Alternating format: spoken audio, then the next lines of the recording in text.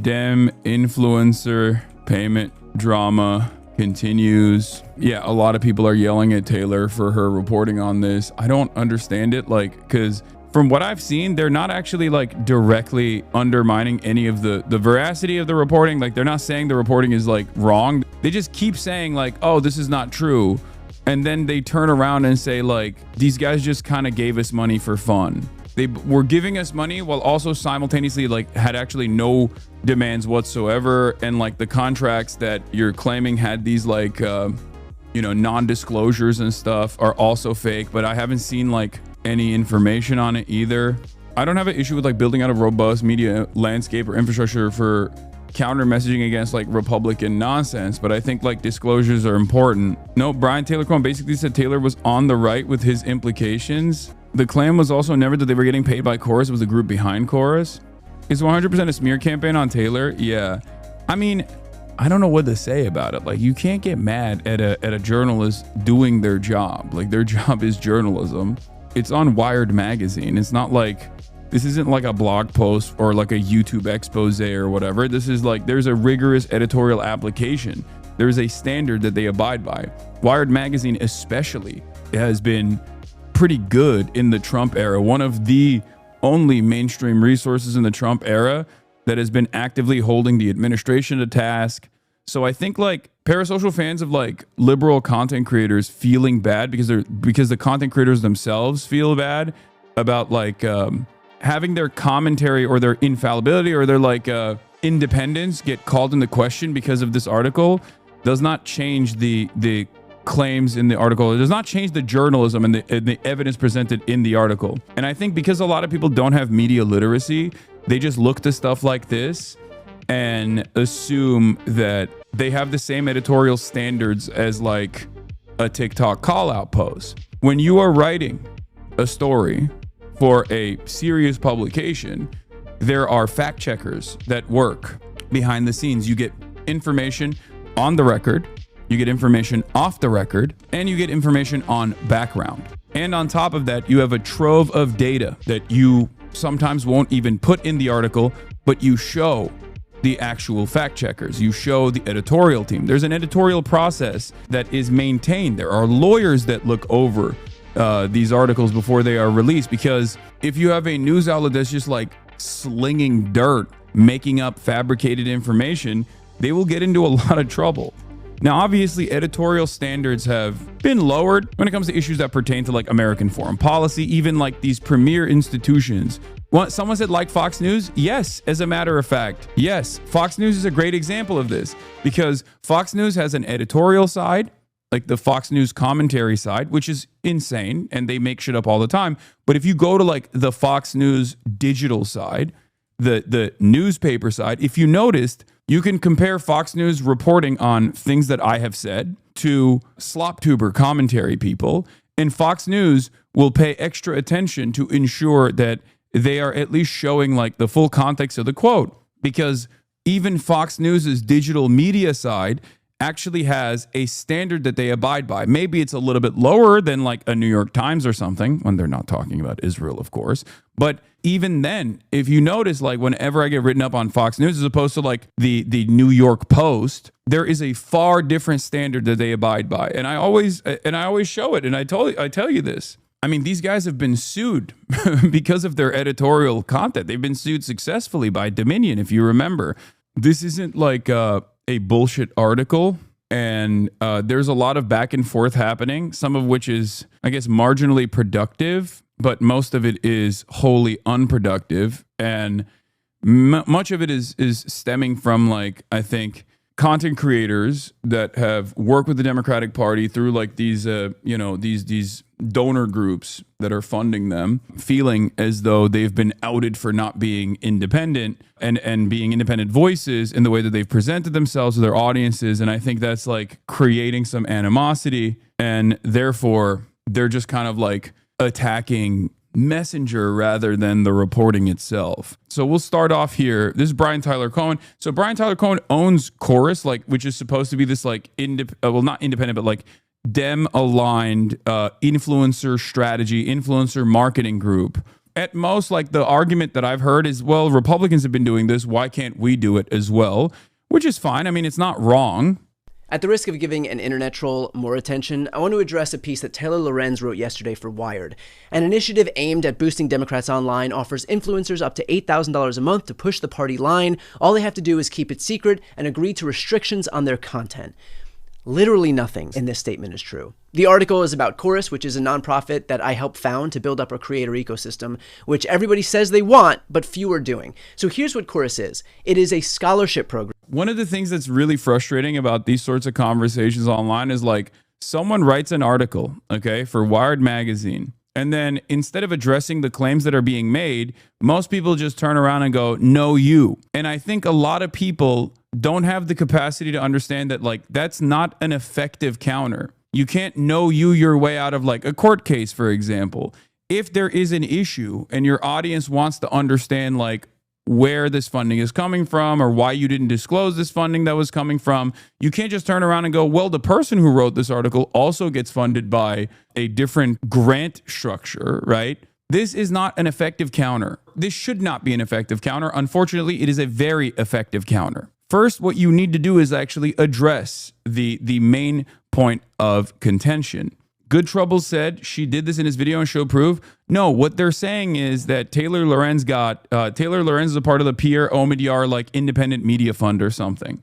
Pierre Omidyar, who also is responsible for The Intercept, is a very interesting, he's one of the few billionaires that's interested in at least like allowing some independent media and investigative reporting to take place. That's the reason why he funded The Intercept early on. I think Taylor Lorenz confirmed that she actually had gotten, she's a part of that grant program. That grant program gives independent reporters and investigative reporters in general money from time to time. It's entirely different than like a Democratic Party aligned donation structure to Democrat content creators. Yeah, she is an Omidyar Network Fellowship currently, which is completely different and is public.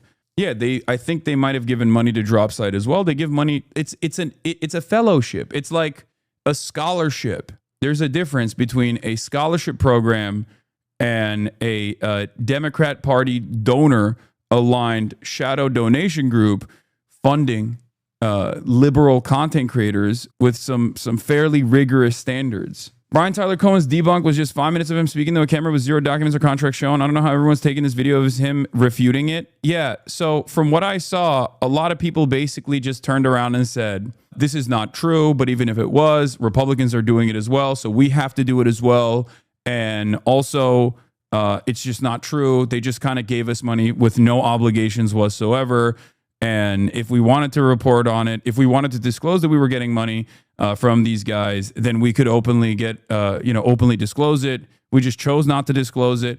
None of it actually tackles the main points of contention on the Wired article, or at least like the expose that came through from the Wired article. I mean, you could be pro-liberal, pro-Democratic Party, and you could have been totally on board with like the messaging, and that's part of the reason why you got money from this group. Like, that's fine. People do independently and organically believe these things as well. It's just like doesn't just exist in the ether. It's not, you don't always have to be paid to say these things. Not everyone is like a Richie Torres. Having said that, however, I think it's important for people to disclose their funding in general. To teach creators how to grow their accounts, foster engagement, launch their own shows, and become profitable on their own. It's an incubator program to build the pro-democracy ecosystem. Influencers and creators have never been more important when it comes to how Americans are consuming their news. The right has been doing this for years, and the left needs to catch up. That's why we're doing this with Chorus. So let's talk about what Chorus is and what it's not. Chorus does not pay creators for content, does not tell them what to say, it does not control who they talk to or work with, and there is absolutely nothing in the contract that could even be reasonably interpreted to say that we do. Period. But I don't understand. If that's the case, where is Taylor Lorenz getting this information from? The reality of the matter is, I have stood by Taylor's journalism and her reporting, and she's been consistent. You can't, either there is a massive fuck up here, like, and either she like didn't see the correct contract or something, or someone fed her misinformation, like one of her on background or off the record resources just either deliberately spread misinformation, just lied to her completely. And then not only did that person lie to her, but that person lied to a team of fact checkers, the editorial team. And at no stage did the legal team at Wired magazine look at this and go, this doesn't seem correct. But people who didn't take the offer confirmed it was the case. Maybe something got updated. I don't know. Could be the Elgato or something. All right. She said she was approached by people who are under the contract and have concerns. Yeah, that was in the reporting as well. The report says that they looked at multiple contracts that had stipulations. Yeah. So did they just like make up a bunch of fake contracts and then feed it to Wired magazine? If that's the case, why would they have done so? There are too many points of failure and too many lies. Like, in order for me to arrive at this conclusion that like this reporting was untrue, there are a bunch of independent influencers that must have gotten together and like fed the same exact fake information to Taylor Lorenz. And it feels too incredulous. Full stop. I don't know a single creator who would willfully sign up for a program that would tell them what they can or can't say. That's not what this program is. We pay people to show up to workshops and technical trainings to optimize their content online. For example, But even this guy saying he got money, his saying he just got money for fun, like his counterpoint to Taylor makes no sense. No, this is the person who owns Chorus, okay? So Chorus is an out and about like DNC affiliated influencer structure, right? That's out in the open. That's not actually even a point of contention here. The reporting expanded on that, on who is backing Chorus, the 1630 fund, and who is actually funding the 1630 fund in general. And so when Brian talks about Chorus, that's his program. Like, that's his actual thing. Like, that's his personal nonprofit. We've got trainings on how to package content for YouTube, trainings on how to optimize audience retention for Instagram and TikTok, trainings on how to form an LLC. Again, there are zero restrictions on their content. And by the way, the program works. In just 2 months, our cohort has added a combined 6 million followers, that's not including me, and seen their views and engagement grow. That is the point of the program, to teach creators how to be effective with whatever messages they want to promote. And with regard to keeping it a secret, there is a standard confidentiality clause in the contract to protect the privacy of the creators. On the literal first day of the program, it was made clear to all of the creators in our kickoff session that they were absolutely free to talk about Chorus. And we immediately followed up to confirm that in writing. Creators have videos about Chorus. They've got donation links to Chorus in their bios. I myself have made videos that were posted all over the internet about Chorus that reached hundreds of thousands of people. It is not a secret, and it never was. Yeah, I don't think that's the secretive part. I don't even think Taylor was saying that that's a secret. This doesn't make any sense. I don't think Brian is misunderstanding the reporting, right? Like, because the reporting does not make it seem as though Chorus is this secretive element here. Chorus has a website, and on that website there are content creators, many of which actually work with Chorus, and some that do not actually work with Chorus that are even used in the pitch decks, for example. Even in the Wired article, if you guys remember, like Kat Abu-Ghazalek, who is now running for Congress, who used to work as an influencer and also used to work at Media Matters, was demanding that she no longer be presented in the pitch decks, for example. This comes across like a little bit of a straw man. I think they should just be like, yeah, we're getting money from Democrats, and we're getting money from Democrat donors, and this is a normal part of the process on the Republican side, and we're trying to build a robust liberal media ecosystem. And I think the major issue here was that we did not disclose who we were getting paid from, and whether or not some of the content that we were putting out there was an actual ad or was a demand being made by either Chorus or Chorus as a middleman for 1630, which is the actual backer. Lying, read the article. She says creators told Wired that the contract stipulated they'd be kicked out and essentially cut off financially if they even as so much acknowledged that they were a part of the program. That is absolutely in the article Taylor wrote. She clearly said the fellows were told not to say they're affiliated. No, I know. I know that they said that. I'm saying he is saying that that's not the case. So now it's his word against the people that Taylor's sources that told her that this was in the article. I know. You literally said that Taylor never insinuated that people weren't allowed to talk about Chorus. No, Taylor herself has written about Chorus. Chorus is a public group. Taylor in the article also even says that there are creators that are affiliated with Chorus on the website. There are some creators who aren't even affiliated with Chorus that are also featured on the website.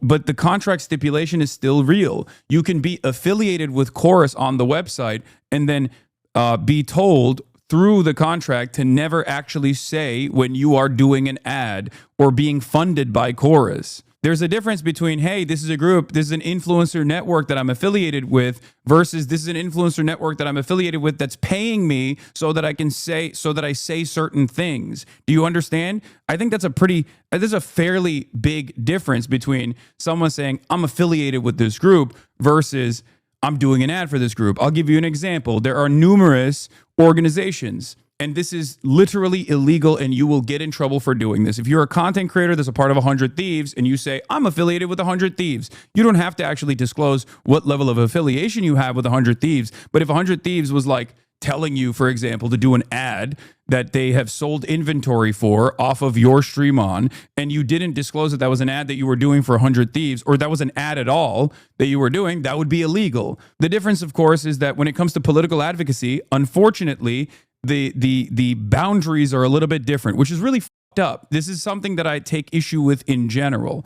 So Chorus is funding left-wing creators and is public about it, but Chorus isn't public about who's funding them. Is that right? Yes, that's part of the problem. But the other part of the problem is, according to the contract stipulates that, and we don't know, right? I haven't seen the contracts, but my expectation is not to see the contracts when I'm reading a news article about something like this. In most circumstances, the news article doesn't actually reveal the contracts, but they will show the contracts to the editorial team and to the fact checkers as well, and to the legal team as well, to make sure that the article that they're writing is, it's fully correct and they don't get hit with like a countersuit or something like a libel suit. Anyway, this is the scoop. Powerful dark money group is secretly funding high-profile Democrat Party influencers. Big liberal content creators are being paid up to $8,000 a month to push party messaging. Democrats hope that the secretive Chorus Creator Incubator program, funded by a powerful liberal dark money group called the 1630 Fund, might tip the scales in their favor after Kamala Harris' stunning loss to Trump last fall. The program kicked off last month, and over 90 influencers are allegedly taking part. Creators told Wired that the contract stipulated they'd be kicked out and cut off financially if they even so much as acknowledged that they were a part of the program. The contract itself says you are not allowed to say it, but the website, the Chorus website, as far as I understand, has like a bunch of content creators that are unaffiliated and also affiliated on it, saying this is our network, this is our pitch deck, these are the people that we're working with. Ultimately, if those contracts are falsified, the contract stipulations are shown to be entirely different than the way Taylor reported on it, then that's on her. But when I read an article from like Wired magazine from a reporter like Taylor Lorenz, my initial expectation is not going to be, oh, this is slop or this is false. This is a falsehood. You can't just like lie in a piece of news coverage. And the founder of the company unambiguously stated that there are no content restrictions. Okay, but the fucking contracts that they reviewed show otherwise. So it turns into a he said, she said.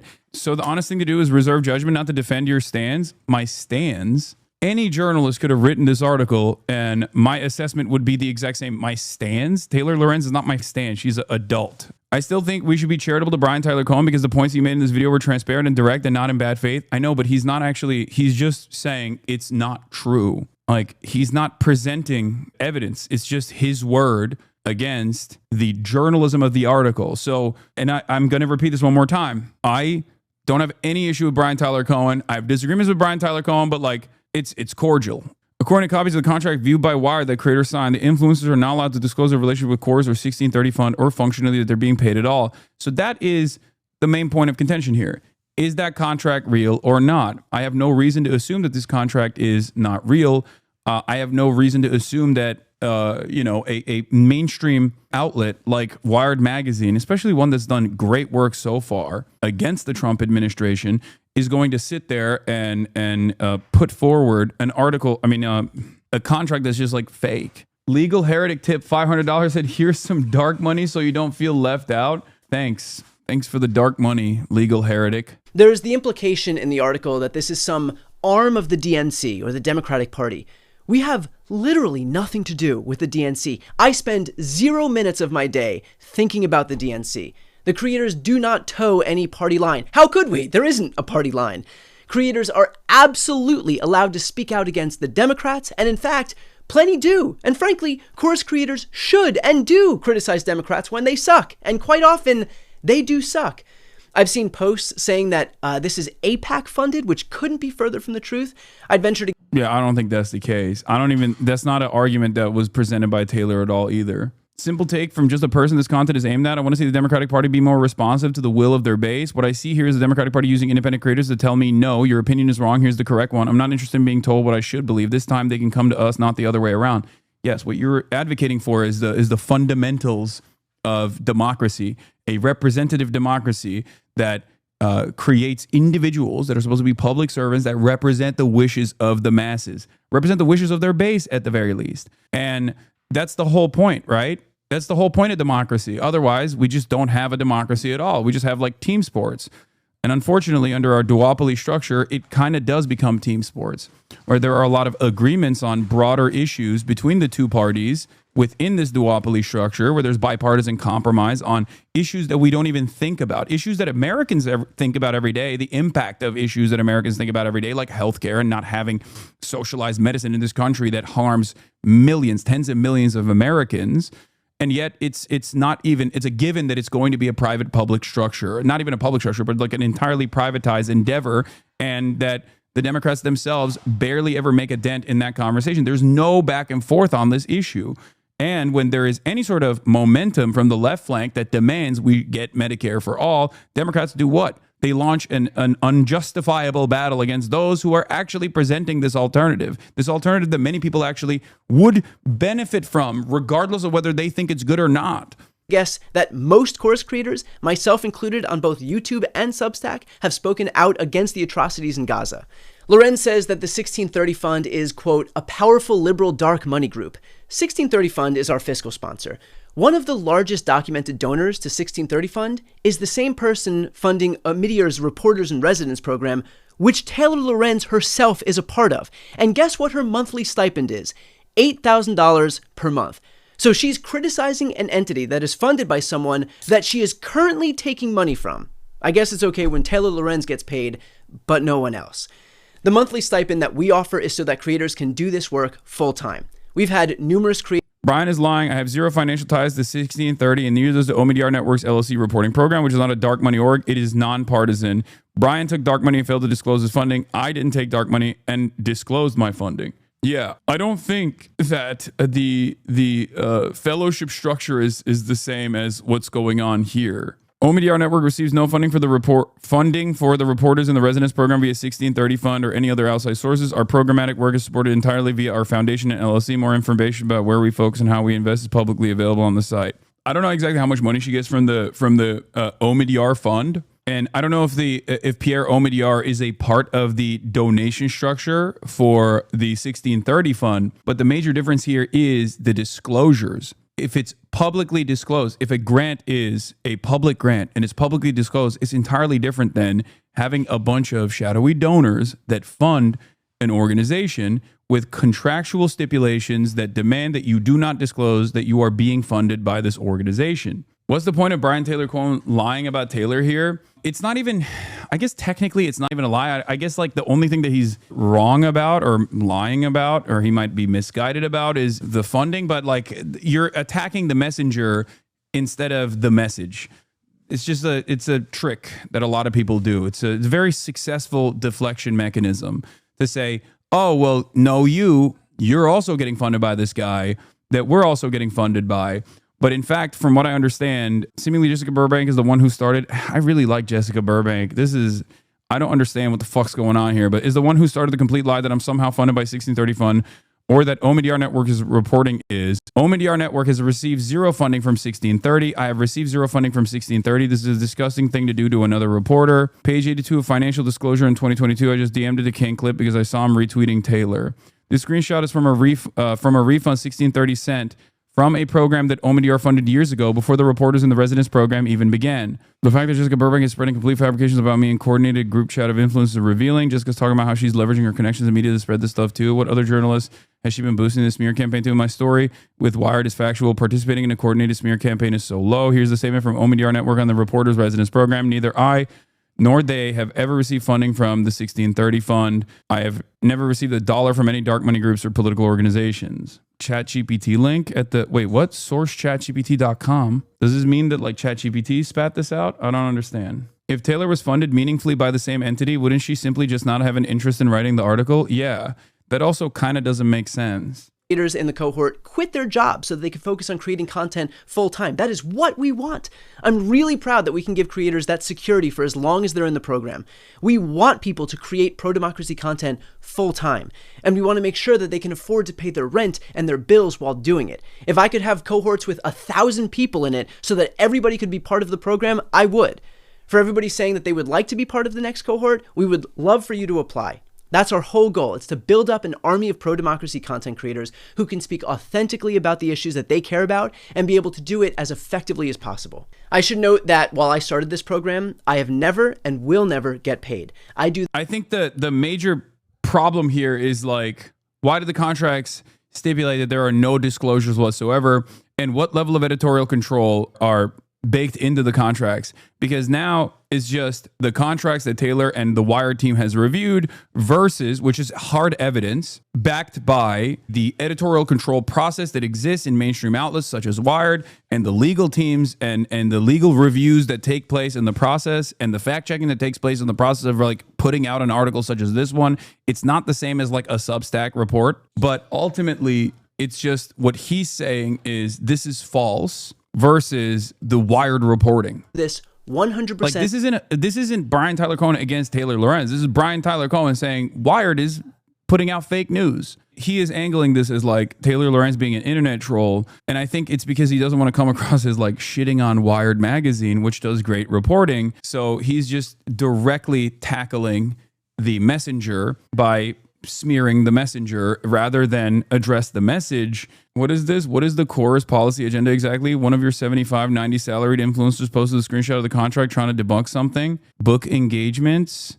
Chorus will provide contracts with access to Chorus Newsroom, which coordinates booking and engagement opportunities for creators with government officials, policy, nonprofit experts, and others whose expertise and experiences are relevant to Chorus' progressive policy agenda. Contractor agrees to 1, utilize the Chorus Newsroom to book engagements. 2, disclose the Chorus Newsroom personnel any engagements with government officials or others on topics related to Chorus' policy agenda that contractor arranges through other means. If there's a policy agenda from this org and is significant enough that your salaried influencers have to disclose their engagements relevant to it and agree to coordinate booking and engagement opportunities around it, then surely it can be defined, and by whom. Wait, so this person is a Chorus influencer that was trying to debunk the narrative in the contract and then leak the contract? Is that what happened? The other side of this is like, if this reporting is factually inaccurate, there is a process through litigation that you would normally go through. What's interesting about it is they're not demanding a retraction from what I see from Wired. They're not trying to send a legal team after Wired to demand a retraction or to potentially sue them for libel. And instead, they're just making content that doesn't necessarily even address the major points of contention here. As a volunteer, I have never earned a dime from Chorus, and I never will. I want every dollar that we raise to go to creators so that they can do this important work without spending 8 hours a day working at some different job. I've been saying for years that the left needs to build up its creator space. That has never been more true than it is right now. Influencers and creators have never been more important when it comes to how Americans are consuming their news. The left is a decade behind right now. We desperately need incubators. This part is correct. He's right about this. Having said that, if you were to say it's really important that we also build a robust and transparent progressive media network, okay, to actively counter the misinformation that flows from the right, then that's fine. You say, hey, we fucked up. We shouldn't have had these contracts that are so ridiculous, and we should have disclosed donors, and we should have always been transparent, even if the law allows us to not be transparent. I think that's the best possible way to go about this. And the worst possible way to go about it is that to do like almost Trump style, like this person sucks and is bad. Because like the thing that they're pointing to is the Omidyar disclosure filing from 2022 before Omidyar Network reporters and residency fellowship even existed. It's for $45K.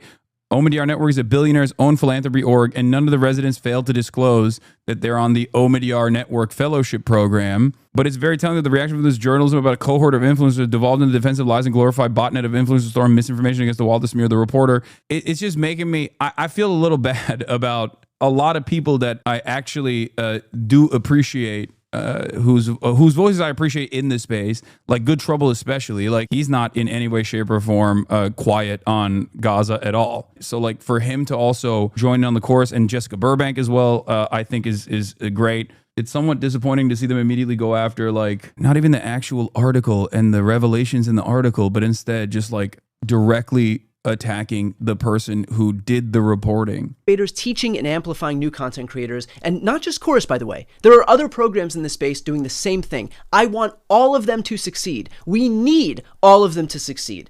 There are people like Taylor Lorenz who are desperate to tear the left apart, and in fact, it becomes clear who her efforts help when you hear stuff like this. Genuinely, I kind of like Taylor Lorenz because I know that she actually believes what she says. Totally Do you get what I'm agree. saying? So yeah, I generally don't align myself with friends of Tucker Carlson and Candace Owens. I don't think Taylor Lorenz is friends with Tucker Carlson and Taylor. What? No, that's not.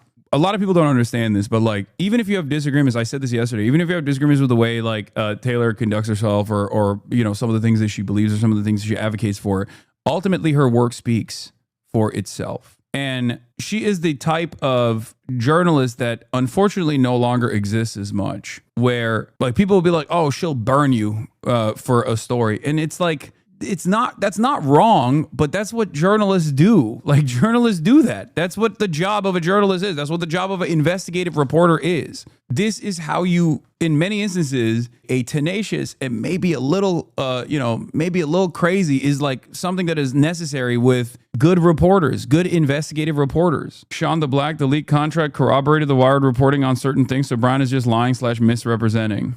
After ignoring my repeated requests for comment prior to publication, Chorus finally responded today. We have incorporated their comment into the piece, but have not issued any corrections on our reporting. The facts of the story remain unchanged. I'm going to look at this video as well. This is 10 minutes long. Jesus Christ. I continue to believe that the left needs massive investments into the independent media space. I'm really proud of the program that we've built. I'm really proud that we've allowed creators to do this work full time. I'm really proud of the independence that they have to say whatever they want to say in whatever way they want to say it. I'm really proud that our creators are seeing their channels and their pages grow. My goal is to see an army emerge from the left to take on what's happening on the right. Taylor Okay, so then the rest of it is just like Lorenz and Republicans don't want to see it, but we do. Taylor Lorenz and Republicans don't want to see it. That's not even true. Okay, it's sad to see online leftists jump on this hate train, having no idea who she actually is or where she advocates for outside of she's a Twitter drama target. I know, but it's also because like a lot of beloved liberal content creators and maybe even leftist content creators that like they've seen online are also taking on this story and directly attacking Taylor Lorenz and not necessarily taking issue with her reporting, but simply saying that she's just bad and shitty. After a recent Wired hit piece, now fully debunked, false claims started circulating, and sadly some of the people chose to unsubscribe from my website membership Substack or unfollowed on YouTube.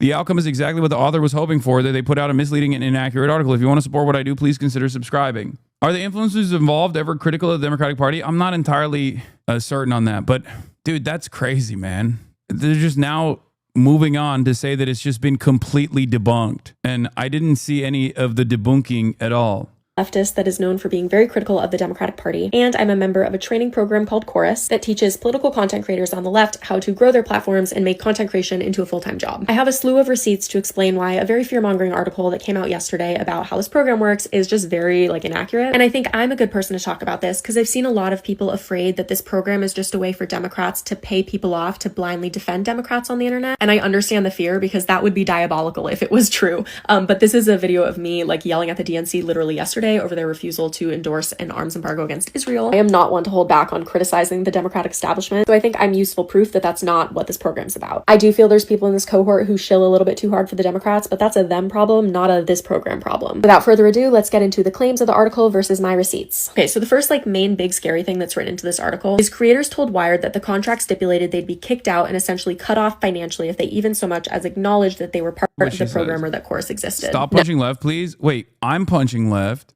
Here's a video of someone named Heidi who's in the cohort explaining what Chorus is and that she's joining it on November 20th, 2024. Here is the Chorus website that is public facing. Anyone can see it with literal pictures. This is what I meant. Like there's like some content creators that are like affiliated that are on the website. The creators that are in the cohort. In the contract I signed, there is some language that says, hey, please, like before you make a public statement about what Chorus is, just check with us. The reason for that is that, as the article states, there's over 90 influencers in the program, many of whom have very small accounts and joined the program to get like mentorship and happen to be immigrants or trans in a red state, right? And like already happen to be kind of in extra danger right now. And so the goal with the like, please check with us clause was to make sure that small creators who already had targets on their back weren't accidentally like featured on a huge page and then suddenly have an onslaught of threats from the right. Chorus has never been kept some nefarious secret, right? People have been talking about it. It was more just, hey, this is already an unsafe job for some people. Check with us in advance so you don't accidentally like add to someone's unsafety. Okay, number 2, according to copies of the contract viewed by Wired, creators in the program must funnel all bookings with lawmakers and political leaders through Chorus. No, again, I literally have the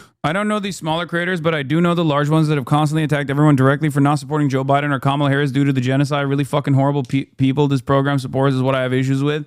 That's the problem, right? If you're setting up a pro-democratic party like influencer network and the influencers you're working with are either somewhat silent on Israel or were silent on Israel when the Democrats were doing it, but are only now speaking out against it. But even then, it's not like super aggressive as the tides are shifting, and spend a good deal of time like shitting on the left flank for demanding that, like correctly demanding that Kamala Harris take a stance on this issue and separate herself from the Biden administration in order to win the election or in order to just like not come across like an immoral, bloodthirsty monster, you know, any number of different good and valid reasons for why people might criticize their representatives that they are going to inevitably vote for or choose not to vote for. All that stuff combined makes it seem like these groups are not there to build a robust network to combat the right and its misinformation, but also to whip the ranks to ensure that there is a steady flow of new people that are getting their information from TikTok and social media that are loyal fans of the Democrats, no matter how much Democrats fail the broader base, fail America, and don't actively fight back against the Republicans or even push for the appropriate policy solutions, even when it means losing the election. That's my issue. Contract right here. I'll talk through it in a minute, but first let me show you this. Here's an email of me directly reaching out to the Zoran campaign to try to interview him, because Chorus does not control who I interview or what I post. I also sometimes text the comms directors directly of like Congress people that I want to interview, because usually the congressional offices will give out these little business cards. And this is not like specific to content creators. This is just like if you go to try to talk to your senator, their people will give you little business cards. I blurred out the name of the specific person because I feel awkward, but like anybody can get these business cards and then you can just text them. Chorus does not control that. I've done lots of congressional interviews and usually I just set them up myself. And here's the section of the contract, right, that confirms that. It says they want you to disclose to Chorus any engagement with government officials related to Chorus's policy agenda that contractor, that's me, I'm the contractor, arranges through other means, right? So if I just arrange it myself with a congressperson, I just let Chorus know so that they know that congressperson's open to booking and other people in Chorus can do it too. So I don't get it. Isn't this literally just like her admitting that there is a contractual stipulation and you just kind of like either you cooperated with Chorus and you abided by the contract? This is not debunking the article. This is confirming the article. I'm confused by this. Is there something I'm not understanding? She's obscuring clause 3, but it seems to be saying she has to collab fully with Chorus for such separate engagements from number 2. Yeah. Utilize the Chorus newsroom to book engagements. Disclose the Chorus newsroom personnel any engagements with government officials or others on topics related to Chorus's policy agenda that the contractor arranges through other means. This literally is a confirmation of the contract. Now we don't even need to see, at least for this issue, a piece of the contract because she revealed it. One of the rigid standards in the contract, one of the rigid provisions in the contract was that you have to collaborate fully with Chorus regarding all such separate... I always forget to let Chorus know. Like, I don't think I've ever told them that before, but that's not what's important. What's important is that... Where is it? There's like, there's got to be a screenshot that shows it, right? Yeah. This is disclose the Chorus newsroom personnel, any engagements with government officials or other on topics related to Chorus's policy agenda, the contractor arranges through other means. But then number 3, it doesn't... I want to see number 3. She's saying that it's stipulated, but in the practice, it was very open and more of a check-in process. Not sure if that's true. Just what I think she's saying here. No, I understand that. That actually only confirms that the article had access to the contract. The journalist had access to the contract. Collaborate fully with Chorus regarding all such separately arranged engagements. Contractors participate. Have they denied access to the contract? Wired is explicit about reading them? No. That's the point. These similar statements creators are now putting out about our story after a recent Wired hit piece. Because of the recent Wired hit piece that has now been debunked, misinformation spread like wildfire, and several people decided to unsubscribe from my Substack. Wait, what? Why are they all saying the same thing? Whether it's like cohorts, that outcome is exactly what the author was hoping for. Because of a recent Wired hit piece that has not been debunked, misinformation spread like wildfire, and several people decided to unsubscribe from my Substack. That's what the author wanted, despite publishing a false article. Please consider subscribing to support my work today. After a recent Wired hit piece now fully debunked, false claims started circulating, and sadly, some of the people chose to unsubscribe from my website membership Substack or unfollowed on YouTube. That outcome is exactly what the author was hoping for when they put out a misleading and inaccurate article. If you want to support what I do, please consider subscribing. For your information, I absolutely have seen coordinated smear attacks from other journals against journals they don't like in group chats. If you're a real journo, you should be questioning/thinking critically instead of piling on. Yeah, I mean, that's true. Journalists have the same networking problems and like petty disagreements and shit too, for sure. They didn't actually debunk it, and it seems like one of the people that released a piece of the contract in an effort to debunk the contract, unironically, actually confirms that this was one of the standards that Chorus actually applied to their content creators in the own contract. Like, she's literally saying it right here. She's showing it. You're literally acknowledging here that you can book it yourself. And the fact that the person who wrote this article claims to have read through the entire contract, but like, here it is clearly written. Yeah, collaborate fully with Chorus regarding all separately arranged engagements. Contractor further agrees to participate in newsroom for the booking your article was opportunities. Categorically false. Like, that is quite concerning about your journalistic integrity. Like, I get that these contracts are long and confusing. That's why people have lawyers and managers to help them. But you don't write an article about it unless you understand what's going on. This whole article is just written like, you know, this group, they have money and so they control them. And it's just like, no, that's not what's happening. If there is someone in this cohort that you are like, they are too much of a shill doing whatever the Democratic Party says,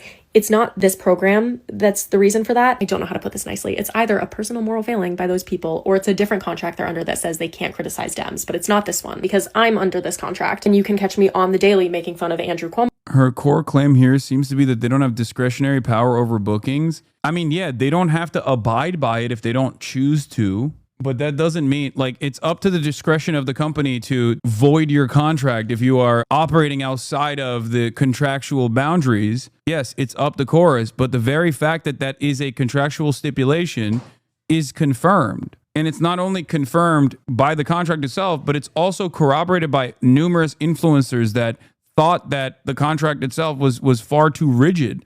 So you might have had a different experience with Chorus in terms of like who you collaborate with and like getting proper clearance or whatever, or even in certain instances, never getting proper clearance from Chorus and they just like never chose to void it. But that doesn't change the reality that it's like literally written into the contract that she's showing. So I guess like either I'm misunderstanding something that we ever post. Either I'm misunderstanding something that she's saying here. Is she going to show something else? She just a very naive presentation of the contract saying they wouldn't enforce it. Yeah, you can't, like, that doesn't debunk it. That's not what the contract says. It says that you have to let them know, not that they need approval. I'm pretty sure she's saying you must disclose, but not that there's discretionary power. But when I read contracts, I would interpret that as most power being granted to Chorus. Exactly. Ultimately, if you don't report to Chorus, they can just cut you, which is exactly what the article is saying. And that's legalese for saying you have to report it. It's mandatory. The fact that they don't actually follow through on this and void people's contracts over it doesn't change that dynamic at all. Yeah, it's not that you must disclose, but 3 clearly says you have to fully collaborate with them, which legally is gray, but gives them a lot of power. Yes, that vagueness is built into the contracts on purpose so that you're still at the company's discretion. You're still at the organization's discretion. They can like let you go, and they have financial power over you in that regard. It just doesn't make sense to claim that this is like a big misunderstanding or something. Because she is not supposed to publish an article unless it's been like very fact checked and contextualized. And this was like, this is true. She's not supposed to, and neither is Wired. Wired is not supposed to release an article unless it's like been fact checked. So I suspect that did take place. I have no reason to believe that Wired has dropped its like editorial standards specifically for an article that tackles like one Democratic big donor funded group that's like using Chorus as a middleman to fund Dem operatives, to make Dem operatives out of like otherwise independent liberal content creators. Like very misleading. And then I also highlighted this section. I accidentally talked about it already earlier in the video. The, creators will not publicize the relationship with Chorus or tell others they're a member of the program without Chorus's prior express consent. This is the protecting small creators part, but also lots of things in contracts are written very strict in case of legal emergency. I've told plenty of people casually that I'm in Chorus, and Chorus does not care. They've expressly told us that that's fine. This is just for if someone does something like diabolically evil and then Chorus has to sue them, and they can just be like, girl, the contract. Like, it makes it easier in court. They don't really care about it otherwise. It's not top secret. If you want more. Okay, so she then also, she also confirmed the other piece of this as well. I love how they're trying to posit this as Taylor going rogue and reporting this and publishing it on her own without editors and lawyers doing due diligence. I know. That's what I mean. It's like, it's so silly. But also, so she admitted that part as well. The debunking that is taking place here is just an admission of the veracity of the things reported. It's just that it's not that big of a deal because people don't actually follow through on it, or Chorus has never followed through on it. She's also not disproving because the contract clause applies to Democratic candidates. She'd be commenting on Zoran as a Democratic candidate. Cuomo is not. Yeah, I mean, that too. But she's literally confirming the article, but claiming it's not that bad because of what they were told by Chorus themselves, I guess. Yeah. Publicly talked about Chorus for a while. I'm happy to provide them. Feel free to comment. I just used Heidi's example because I think it's just very obvious. Okay, I have two more things to address in this video, and then feel free to comment if you have more things you want me to explain. But the first is, we've talked a lot about what Chorus is not, because that article led people to believe that it was this, a plot by the DNC to be able to just pay people off to blindly obey them. Now that that's been debunked, let's talk about what Chorus actually is. I have my Google Calendar for the week here to explain. Every morning, we start off with a news update meeting. Okay, we meet for 15 minutes. I wake up and I'm immediately just told what the news of the day is, and we all get a chance to ask questions if we want to know how a specific lawsuit is developing or what is Trump expected to do next with the National Guard, right? We're just making sure we're all the most informed. These are very brief. Sometimes they're 5 minutes. Then 3 times a week in the Bro, this literally, I'm telling you right now, role reversal. If the American Enterprise Institute or the Heritage Foundation was doing this, which by the way, I have no reason to believe they're not doing this. They probably are doing this. And someone cracked that case, we'd be fucking popping champagne talking about we did it. We found out. Like, that's crazy. That's like they're giving you talking points, girl. What the hell? Here, I'll give you an example from Congress. Everybody hates lobbying, right? This is the exact same argument that long-term congresspersons make about lobbyists and why they're important. I can't read every piece of legislation. I'm not the most knowledgeable on every piece of legislation. So obviously lobbyists are good for that reason because they make things easy to understand. They give me the talking points. They tell me all the good parts about this piece of legislation that they helped write. This is literally the argument. If you ever listen to congressional representatives that are constantly defending this unjustifiable structure that has caused America to turn into a direct oligarchy, they say that. They're like, well, they're giving me the talking points. I can't go and look for the talking points myself, but it's your job. If you are an independent content creator, it should be your job to learn the day's news. That's what I do. This doesn't make any sense. What she's doing to talk about how not nefarious this group is, unironically, from my perspective, looks a lot worse. The only reason why a lot of people don't see it as being bad is because they're like, well, the Republicans do it too. And this time it's being done in a good way for a liberal media infrastructure.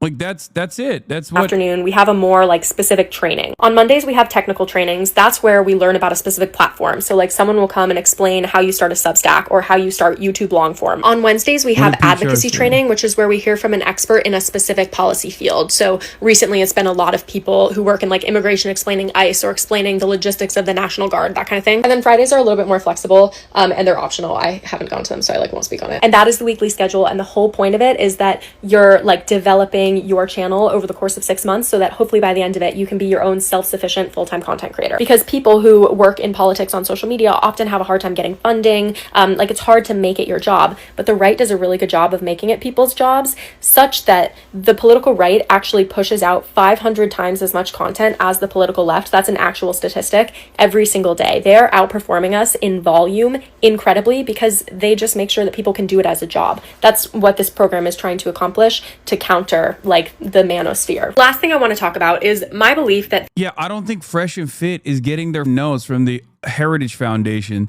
They're just organically heads, and they're churning out that kind of propaganda. This is more in line with and maybe even more hands-on than what you would see at a Daily Wire. Because like the Daily Wire is obviously getting funded by the same people that fund the Republican Party, the same shadowy donors that are funding the Daily Wire, and they are getting their talking points from the American Enterprise Institute and the Heritage Foundation. That much is very clear. Obviously, there is like this horizontal collaborative effort and a vertical integration when it comes to independent all the way to mainstream outlets within the Republican ecosystem. No such ecosystem exists for the liberals. They're trying to design one. The problem is it's not being disclosed. And also on top of that, like it seems like the standards are fairly rigid. I'm willing to bet, and this is pure speculation, but the lawyers that put these contracts probably just copy pasted a similar structure that like the Republicans think tanks have, or Republican PACs have. I'm willing to bet that it's a verbatim identical contract that Chorus is using that Republicans are using. I don't have any evidence for this. I'm not a journalist, obviously. I'm not an investigative reporter, but I could totally see this being a Control-C, Control-V situation from the way that like the Republican operatives and the standards that they abide by. The left will never win a contest for who has more billionaires, and justice for working people will never come from a movement driven by the politics of billionaires. Yeah, exactly. Even Pierre Omidyar is not an exception to this rule, for the record, despite the fact that he is a billionaire that has funded like investigative reporting, very good investigative reporting in this country. But there's obviously still plenty of areas of his own personal interests where he will dictate the terms of investigative reporting happening. This is why I always say you can't grift to the actual left. This is why I always say you can't grift to the actual left. There is no like PAC money that you can get. The reporting is actually solid. So I don't know why everyone is, I mean, I know why people are saying like this is debunked. They're saying that it's debunked because they don't want to address it, because it actually tackles one of the most important components of being a quote unquote independent content creator, an independent political commentator specifically, one that is different, one that is like not beholden to the Democrat Party, one that's simply enthusiastically supporting the Democrats because they agree with the Democrats because the Democrats are doing great things, right? When you were outed as like being funded by Dem donors with like some fairly straightforward boundaries on what you can and can't say and what you can and can't do, then all of a sudden your audience is going to go, oh, are you just saying this, or are you just like reading a talking point that you got from a Democrat Party influencer media company that is like a middleman for big donors, shadowy donors? Here's the clause you couldn't see in the contract written out, fully based on the screenshots. Yeah, collaborate fully with Chorus regarding all such separately arranged engagements. Contractor further agrees to participate in newsroom events or booking opportunities in person or events at least twice per month. This is proof. This is a key component of the article that they're saying is not correct. And the only reason why we know about it is because this influencer wanted to debunk it as a person who is with Chorus. And the only debunking that came from her side was to simply say, oh, they don't actually like abide by this. It's just in the contract, but it doesn't mean anything. Okay, but if it's in the contract, and there are other influencers who have taken issue with this contract and tried to redline it, and they said, no, you can't redline it, that means they actually do care about this. They do care about it enough to keep it in the contract, and therefore, there will come a day when they will use that. Going back to the article itself proves that the article is not incorrect. Part about that, specifically from like the influencer side of it, they were offering influencers like thousands of dollars in order to post only good things about the IRA. And if you were like, hey, I'm going to be a little bit critical in my video, and they'd be like, oh, you're critical, you don't get the money. And so if you see influencers that are like, that's why I always say, if you see influencers that are unable to be critical of Biden to any degree, there is a good chance that through some maybe proxies or organizations, they're getting paid to say the things that they are getting paid. Yeah. And Sean is not the first person that is like talked about this, right? And now we just have receipts. If this exact same thing was happening with the Republicans would behave in the exact same way, but the liberals on the other side of the equation would be celebrating this as great journalism. That's it. And if you are a consumer of political commentary online, I do not understand why you would defend the lack of transparency in this structure or the editorial control that exists within this structure. I just don't get it. You're not getting paid to do this. I do not understand why you would ever defend it. I guess it's just parasocial shit, right? Which is so crazy.